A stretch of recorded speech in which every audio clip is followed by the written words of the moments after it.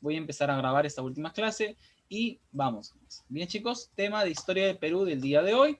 La clase es Perú a inicios de la República, el primer militarismo. En realidad ya hemos hablado del Perú a inicios de la República. Lo que vamos a ver el día de hoy es el primer militarismo. Bien, vamos a hablar del primer militarismo, chicos, ¿ok?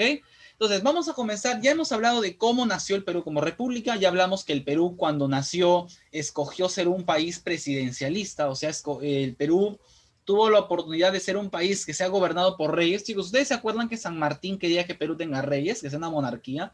Finalmente eso no prosperó y ganó Bolívar. Y Bolívar hizo que el Perú sea una república. Y la república la gobierna un presidente. Por lo tanto, como ganó el sistema republicano, entonces eso hizo que el Perú tuviera que elegir a su primer presidente. ¿Quién fue el primer presidente del Perú? Como pueden ver, estos chicos, un ratito.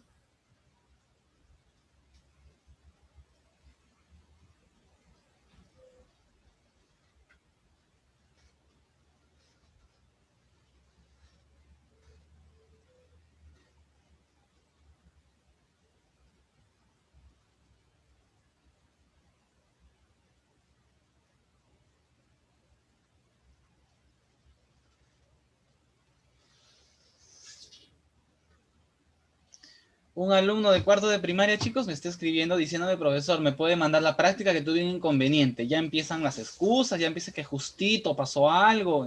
Por favor, chicos, por favor. Ya están ustedes grandecitos para estar inventando excusas así.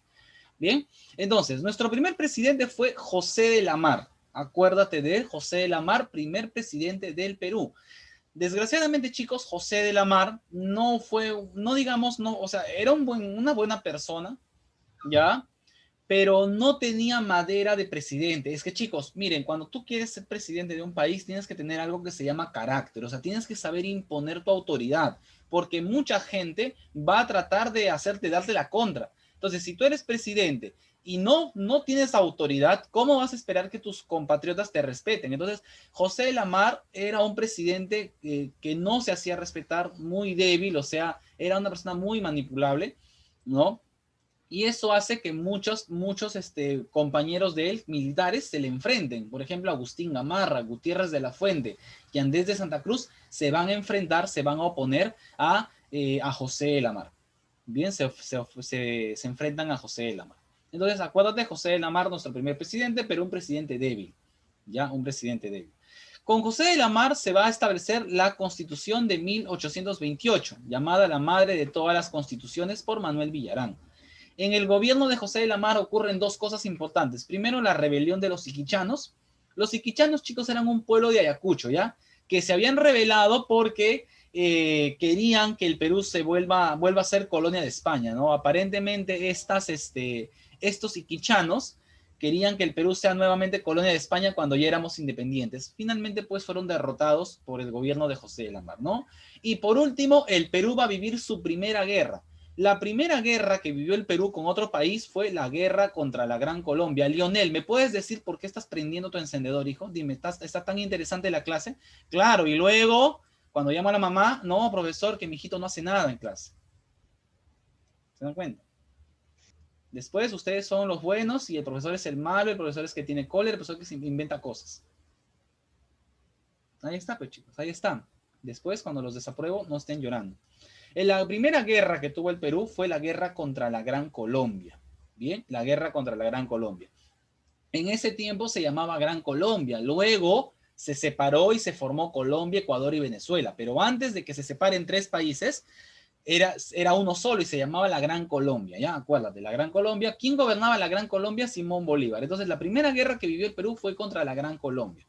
¿Por qué? Porque Bolívar quería quedarse con Tumbes, Jaén y Maynas. Entonces, Perú, por defender su territorio, nos fuimos a la guerra contra ellos, ¿no?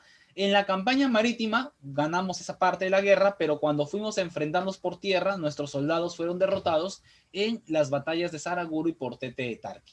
O sea, la primera guerra del Perú contra la Gran Colombia fue un desastre, una derrota, y nos ganaron, ¿no? Nos ganaron la guerra. ¿Ya? Finalmente, con la derrota, ante esta derrota contra la Gran Colombia, José de la Mar va a sufrir lo que se le llama un golpe de Estado. ¿Qué es un golpe de Estado? Cuando otra persona viene por la fuerza y saca al presidente, lo expulsan y él se nombra presidente. Eso es un golpe de Estado, ¿ya? Sacar al presidente por la fuerza es golpe de Estado. Cuando José de la Mar perdió en la guerra contra la Gran Colombia, le van a hacer un golpe de Estado. ¿Quién? Su enemigo, Agustín Gamarra. Agustín Gamarra derrocó, sacó del poder a José de la Mar y él se nombró presidente. Entonces acá tenemos el gobierno de Agustín Gamarra. Agustín Gamarra es un presidente muy distinto a José de la Mar. Él sí es un hombre de carácter, él sí es un hombre fuerte que puede hacer imponer su autoridad, ¿ya?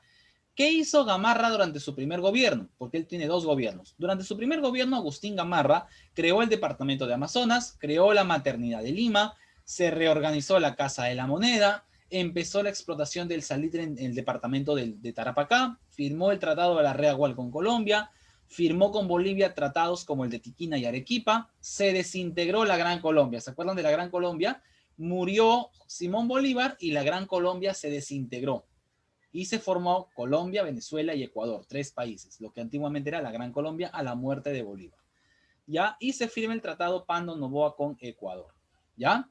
Chicos, Agustín Gamarra, ¿ustedes creen que no le intentaron dar golpes de Estado? A ver, ustedes díganme, ¿creen que le intentaron hacer golpe de Estado a Agustín Gamarra, sí o no? No. Sí. Sí, profe. Muy bien, Agustín Gamarra. Sí, profe. Agustín Gamarra le intentaron hacer varios golpes de Estado, intentaron sacarlo del poder. Pero uno, él era un hombre fuerte de carácter y se enfrentó a los que le intentaban sacar del poder. Y otro es que Agustín Gamarra contó con una valiosa ayuda. Y la valiosa ayuda que tuvo Agustín Gamarra fue de una mujer, en este caso, doña Francisca de Zubiaga, más conocida como la Mariscala, la esposa de Agustín Gamarra. Esta mujer, para su época, era una mujer muy distinta a en ese tiempo las mujeres pues vivían pues en sus casas, normalmente no salían mucho a la calle, no pasaban más tiempo con sus empleados, con sus sirvientes o en compras. En este caso, Francisca Zubiaga era muy distinta. Francisca Zubiaga se dice que ella se vestía como hombre, montaba a caballo, igual que su esposo, y cuando Agustín Gamarra se iba a la sierra a hacerle la guerra a los que lo querían sacar del poder, ella se quedaba en Palacio de Gobierno y defendía, ella dice que también ella defendió muchas veces a su marido para que no le den golpe de Estado. Ella dice que con pistola en mano se enfrentaba a los golpistas, ¿no? Entonces una mujer de armas tomar, una mujer muy parecida en carácter a su esposo, ¿no? La famosa doña Francisca Zubiaga. Por eso le pusieron el apodo de la Mariscala, ¿no? La esposa del mariscal Agustín Gamarra. Bien. Durante el gobierno de Gamarra también, chicos, se va a dar el segundo debate político en el Perú. En el primer debate se decidió si Perú iba a ser una monarquía o una república. A ver, chicos, en el primer debate, monarquía contra república, ¿qué postura ganó? Presidencia. La forma de gobierno del Perú, ¿quién ganó? ¿Los monarquistas o los republicanos? Republicanos. Los republicanos. Por eso tenemos presidentes ahora y no tenemos reyes, ¿ya? Durante el primer gobierno de Gamarra se va a dar el segundo debate doctrinario. En esta ocasión, el enfrentamiento va a ser entre los liberales y los conservadores o autoritarios. ¿Cuál va a ser el debate? El debate es el siguiente.